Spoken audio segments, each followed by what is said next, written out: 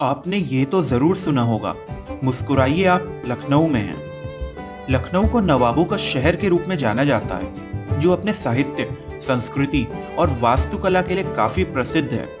एक रिसर्च के मुताबिक लखनऊ भारत का दूसरा सबसे ज्यादा खुश रहने वाला शहर है।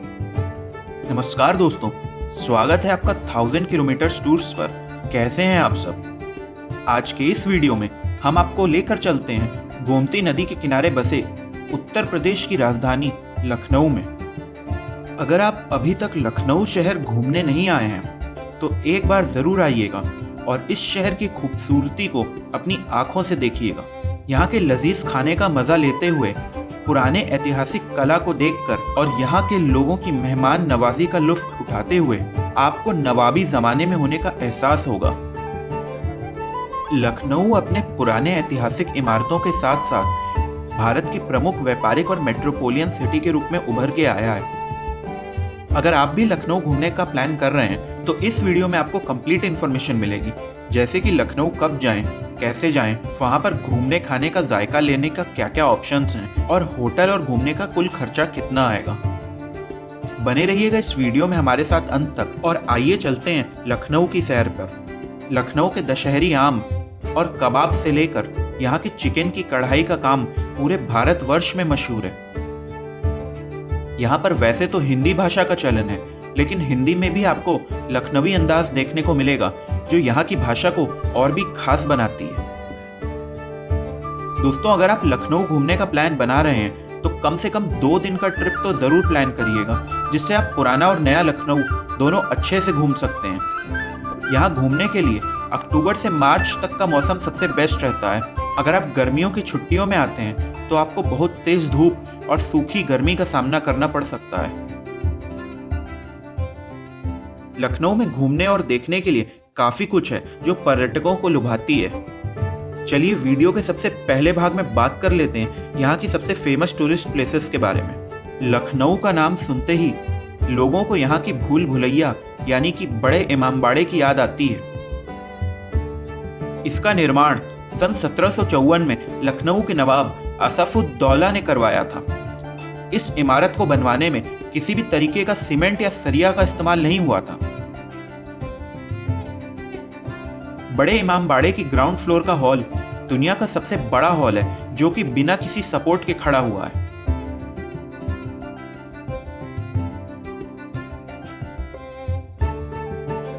इसी इमारत के ऊपर एक भूल भुलैया है, जो कि सैलानियों के बीच बहुत फेमस है।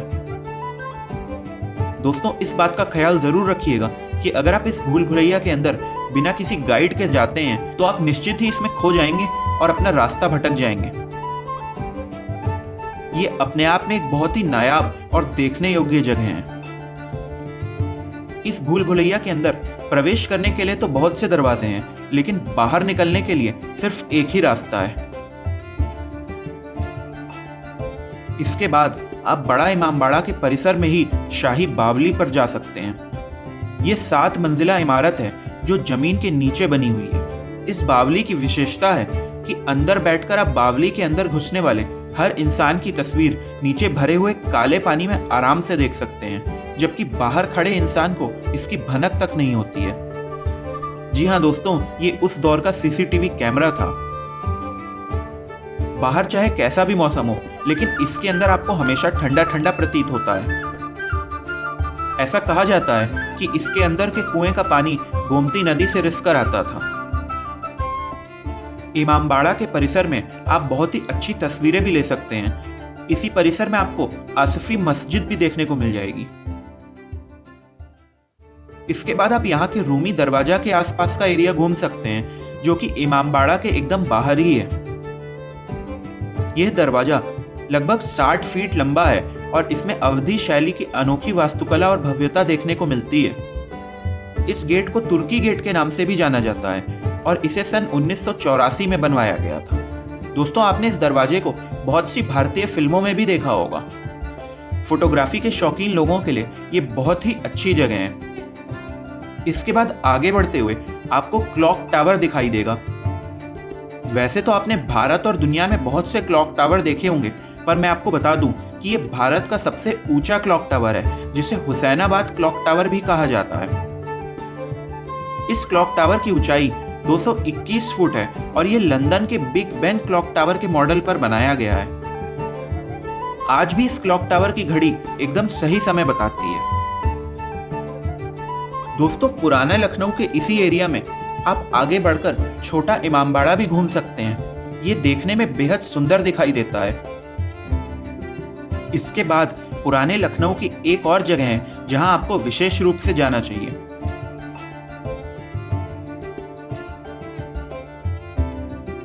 यहाँ की ब्रिटिश रेजिडेंसी को एक राष्ट्रीय स्मारक के रूप में माना जाता है और ये 1857 के विद्रोह के प्रमुख स्थलों में से एक है। 1857 की लड़ाई के दौरान कई अंग्रेजों ने यहाँ पर शरण ली थी। ये किला अब खंडहर के रूप में बदल गया है। उस वक्त ये स्थान ब्रिटिश रेजिडेंट जनरल का निवास था, जिस पर युद्ध के दौरान धावा बोल दिया गया था। हालांकि युद्ध के बाद ये खंडहर में बदल गया और आपको इसकी दीवारों पर आज भी गोलियों के निशान दिख जाएंगे। दोस्तों, रेजिडेंसी कॉम्प्लेक्स बहुत ही बड़े एरिया में फैली हुई है, जहां जाकर आप भारत के स्वतंत्रता आंदोलन की लड़ाई से संबंधित बहुत जानकारी जुटा सकते हैं। अपने लखनऊ के ट्रिप के पहले दिन पुराने लखनऊ की इन सभी जगहों को घूमने के बाद आप चौक के लखनऊ के लजीज गलावटी कबाब और मक्खन मलाई का आनंद ले सकते हैं। इन्हीं चौक की गलियों के आसपास आपको लखनऊ के विश्व प्रसिद्ध चिकनकारी वाले कपड़ों की खरीदारी का भी मौका मिलता है। इसके अलावा आप उन्हें बनते हुए भी देख सकते हैं। अगर आप शॉपिंग के शौकीन हैं तो आपको यहाँ की अमीनाबाद मार्केट जरूर जाना चाहिए। यहाँ पर मिलने वाली लखनऊ की फेमस बिरयानी भी आप खा सकते हैं। चलिए दोस्तों, इन सब जगहों को घूमते हुए आपका एक दिन तो बीत जाएगा। इसके बाद अगले दिन की शुरुआत आप नए लखनऊ की तरफ घूमते हुए कर सकते हैं। लखनऊ के गोमती नगर इलाके में स्थित जनेश्वर मिश्र पार्क एशिया का सबसे बड़ा पार्क है। ये पार्क 375 एकड़ में फैला हुआ है और यहाँ पर एक आर्टिफिशियल लेक भी मौजूद है। इस पार्क में जाकर आप पिकनिक मना सकते हैं या तो यहाँ पर बोटिंग भी एंजॉय कर सकते हैं। इसके गेट के पास आपको भारतीय सेना का लड़ाकू विमान MiG-21 भी देखने को मिल जाएगा। शहर की भीड़ भाड़ से दूर एक शांत और सुकून देने वाले हरे भरे वातावरण में कुछ समय बिताने के लिए ये पार्क एकदम बेस्ट जगह है।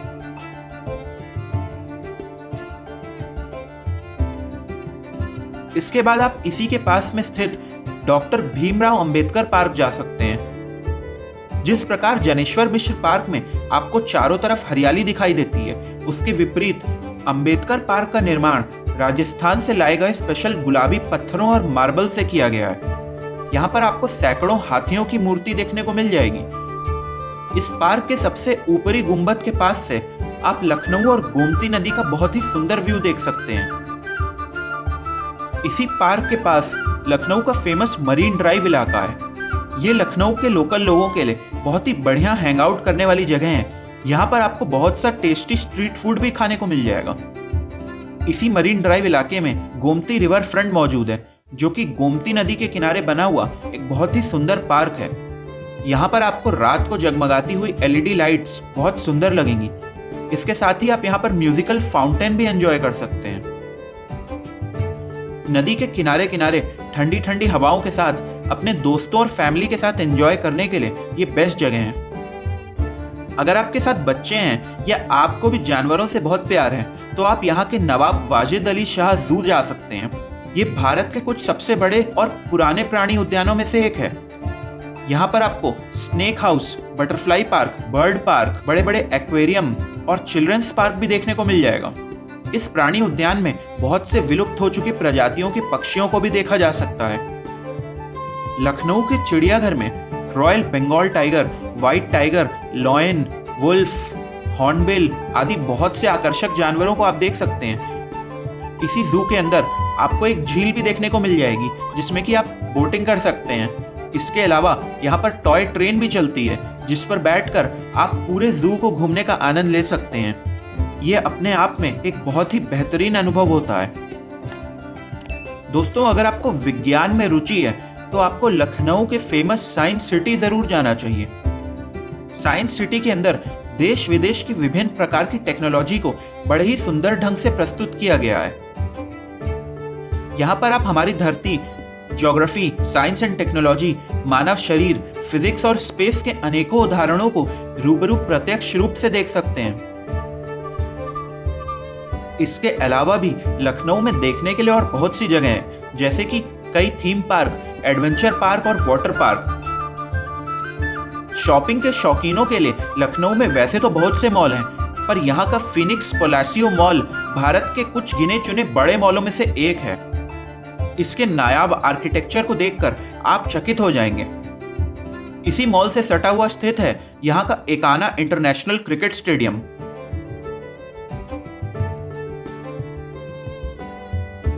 शाम के वक्त आप लखनऊ के सिटी सेंटर हजरतगंज में बिता सकते हैं। इस जगह को लखनऊ का दिल भी कहा जाता है। यहाँ पर आप शॉपिंग करते हुए यहाँ के लजीज स्ट्रीट फूड और लखनऊ के टेस्टी व्यंजनों का मजा ले सकते हैं। चलिए दोस्तों, वीडियो के अगले भाग में बात कर लेते हैं लखनऊ में रहने, घूमने और खाने की।